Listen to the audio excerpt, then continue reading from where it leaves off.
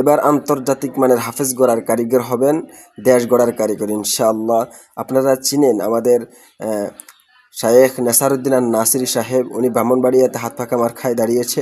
আমরা সকলে ওনাকে জয়যুক্ত করবো ইনশাআল্লাহ। আসসালামু আলাইকুম রহমতুল্লাহ বরাকাতুহু। আলহামদুলিল্লাহ, হুজুরে মাইকে দিয়েছেন।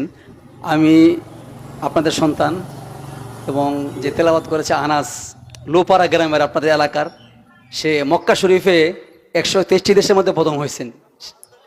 সে আমার ছাত্র। আমাদের কাজে এটা, আমরা ভালো ভালো হাফেজ তৈরি করি আর বিশ্ব চ্যাম্পিয়ন বানাই বাংলাদেশের জন্য। বাংলাদেশকে আজকে কোরআনের জন্য পুরো পৃথিবী চিনে।